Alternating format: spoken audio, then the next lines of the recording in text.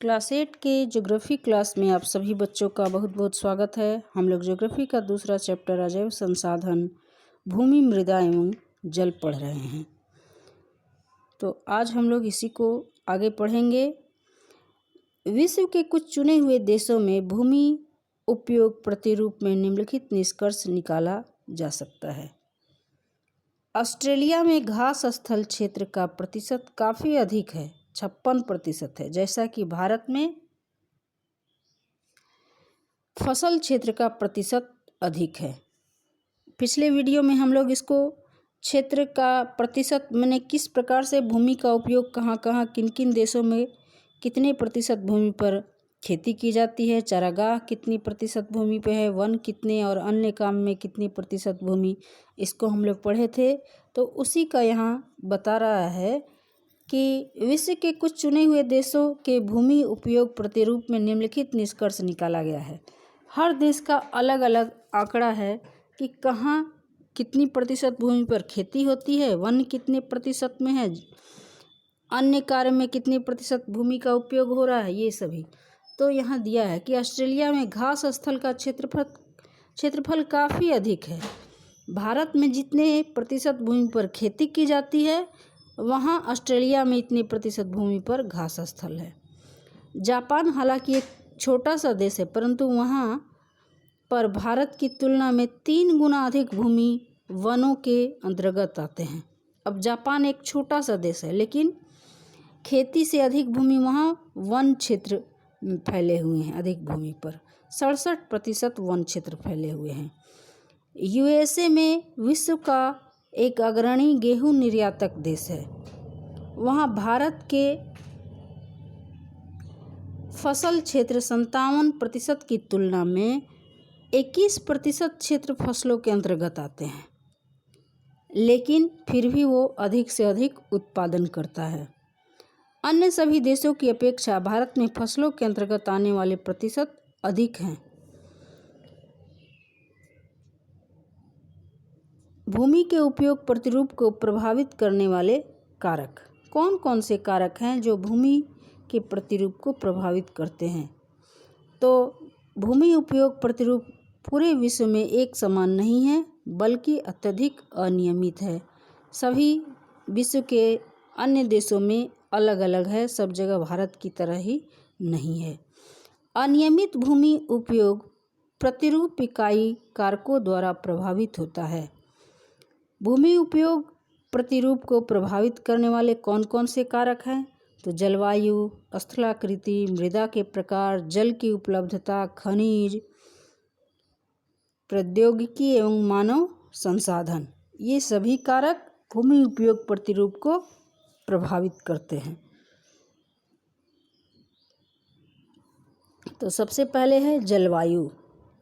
किसी स्थान का भूमि उपयोग प्रतिरूप परोक्ष या अपरोक्ष रूप से जलवायु परिस्थितियों द्वारा प्रभावित होता है। ध्रुवीय और विषुवतीय क्षेत्र की जलवायु काफ़ी विषम होती है, इसलिए ये क्षेत्र फसलों एवं चारागाहों के लिए उपयुक्त नहीं होते।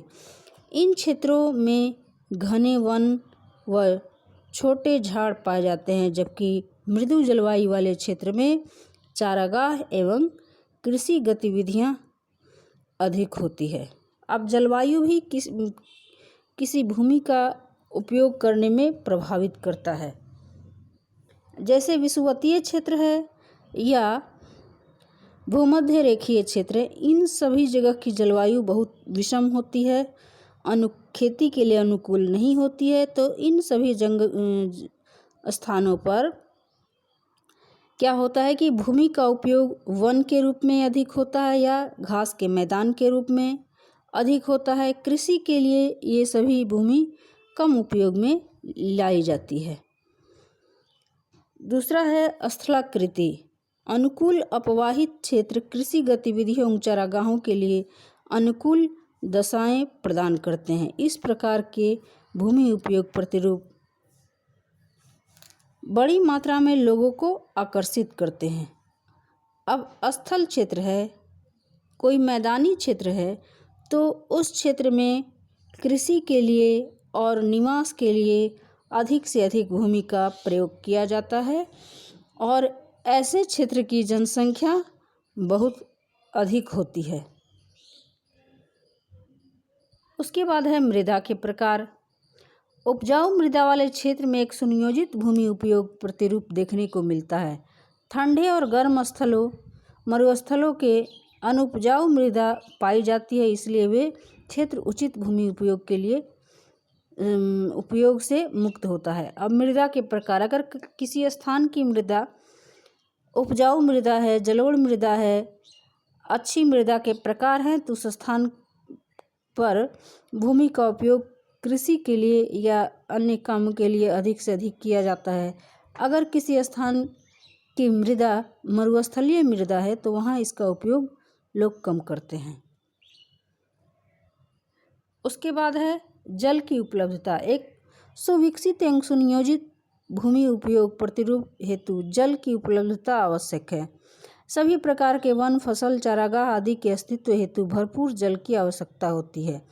क्योंकि जीवों के लिए जल एक अद्भुत आवश्यकता है, इसलिए इनकी उपलब्धता आवास तथा भूमि उपयोग प्रतिरूप दोनों के लिए आवश्यक है। अब जल की उपलब्धता, जिस क्षेत्र में किसी क्षेत्र में अगर जल की उपलब्धता अधिक है तो उस क्षेत्र के भूमि का ज़्यादा से ज़्यादा लोग उपयोग करते हैं। क्योंकि किसी जीव जंतु को जीने के लिए, पेड़ पौधे, खेती के लिए, सभी के लिए जल एक महत्वपूर्ण तत्व है, इसलिए वहाँ की भूमि का उपयोग बहुत अधिक होता है। उसके बाद है खनिज। खनिज निक्षेप भी भूमि उपयोग प्रतिरूप को प्रभावित करता है।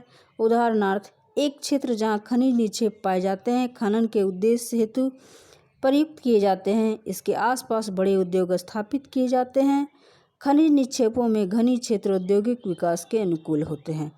अब ऐसे क्षेत्र जहाँ खनिज निक्षेप पाए जा रहे हैं तो उस क्षेत्र में बड़ी संख्या में उद्योग स्थापित किए जाते हैं और उस क्षेत्र के भूमि का लोग निवास के रूप में उद्योग स्थापित करने के लिए प्रयोग करते हैं।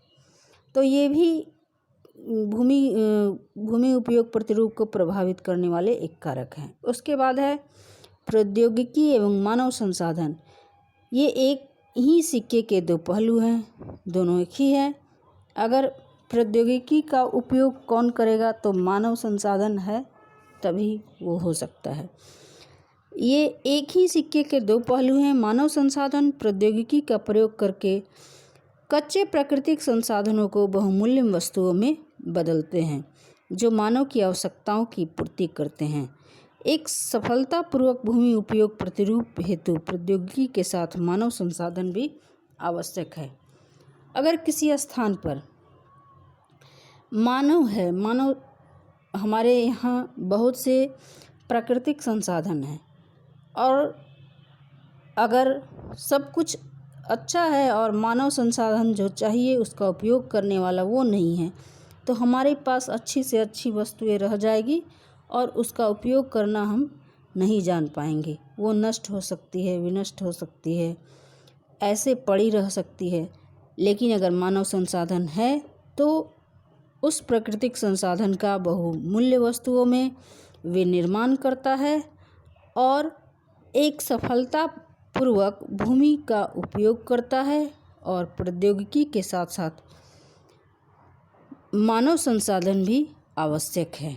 तो ये सबसे महत्वपूर्ण है मानव संसाधन। उसके बाद है स्वमूल्यांकन। अपने आसपास